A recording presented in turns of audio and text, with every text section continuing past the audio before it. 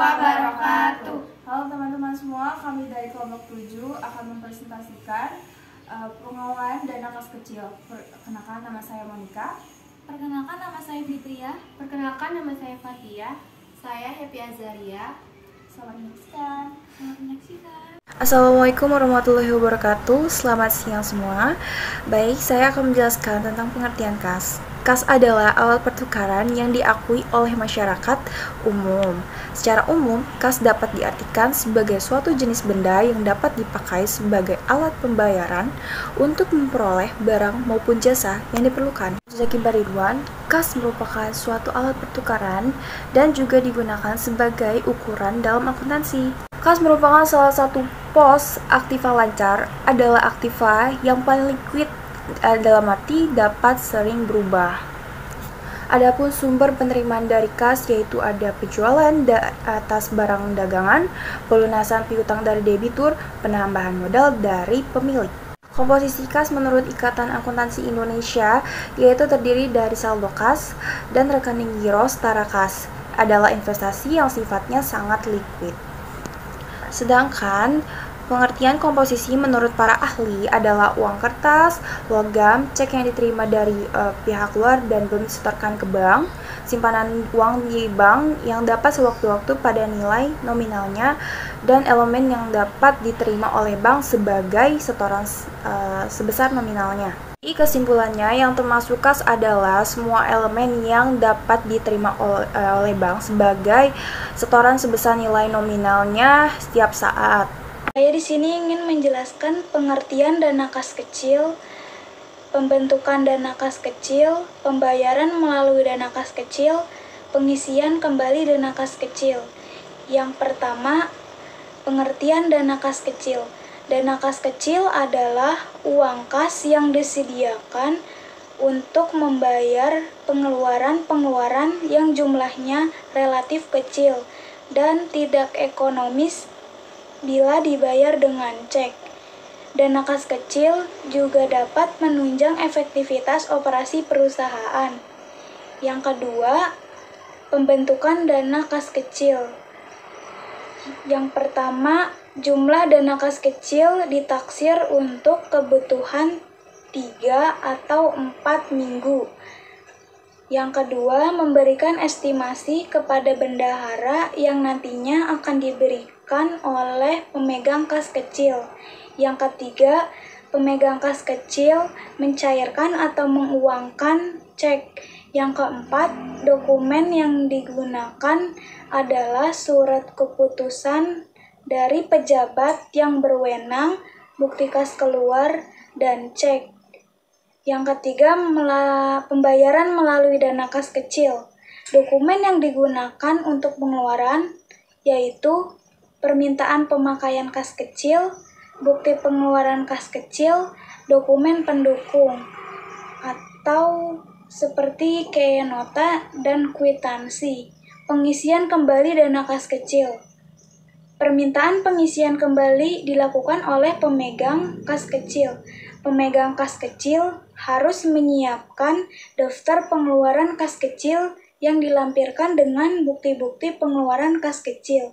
Apabila uang yang terdapat dalam dana kas kecil mencapai tingkat minimum, maka dana harus diisi kembali. Yang kedua itu ada sistem pencatatan dana kas kecil. Sistem pencatatan dana kas kecil terbagi menjadi dua. Yang pertama ada sistem impres. Sistem impres adalah dana yang dibentuk jumlahnya relatif tetap dan dalam kurun waktu tertentu. Syarat dari sistem impres yang pertama, pengeluaran kas kecil tidak mengakibatkan perkiraan kas kecil di kredit. Yang kedua, pengisian kembali dana kas kecil tidak mengakibatkan perkiraan kas kecil di debit. Dan yang ketiga, pengisian kembali dana kas kecil akan dilakukan sesuai dengan jumlah pengeluarannya. Setelah itu ada sistem fluktuasi. Sistem fluktuasi adalah dana yang dibentuk berubah-berubah sesuai dengan kebutuhan yang diinginkan oleh pimpinan perusahaan. Syarat dari sistem fluktuasi yang pertama, pengeluaran dana kas kecil mengakibatkan rekening kas kecil di kredit. Yang kedua, pengisian kembali dana kas kecil mengakibatkan rekening kas kecil di debit. Dan yang ketiga, pengisian kembali dana kas kecil tidak berdasarkan jumlah pengeluaran kas kecil.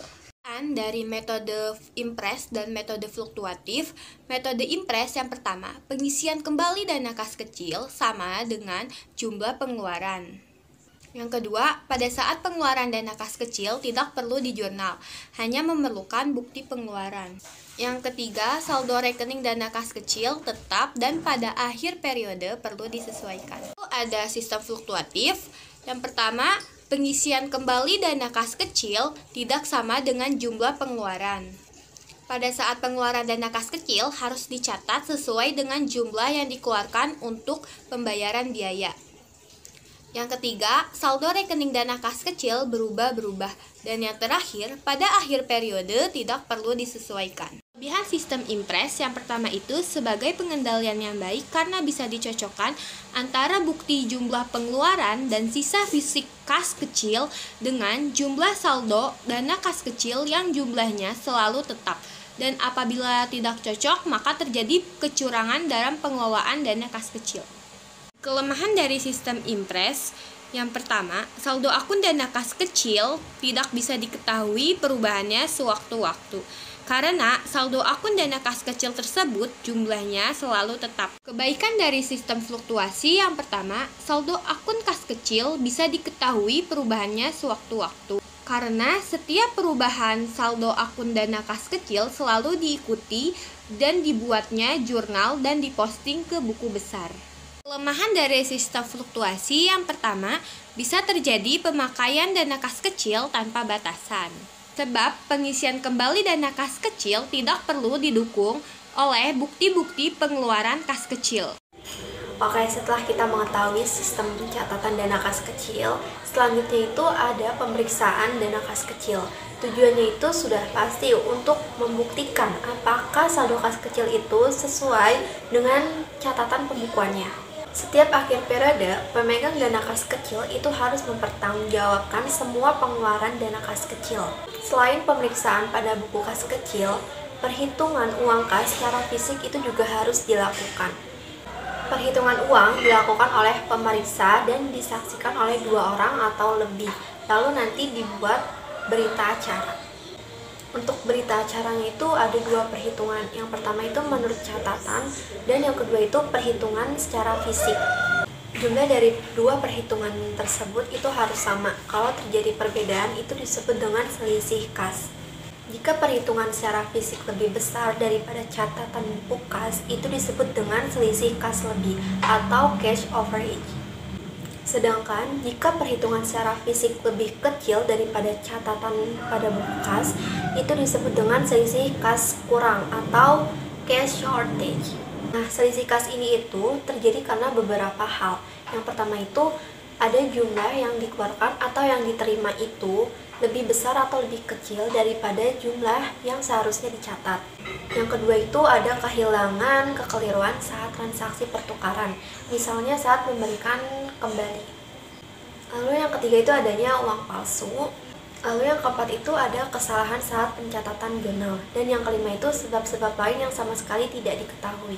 Pada akhir periode pencatatan, dalam laporan laba rugi, selisih kas lebih itu dianggap sebagai pendapatan di luar usaha. Lalu selisih kas kecil itu dianggap sebagai beban atau kerugian di luar usaha.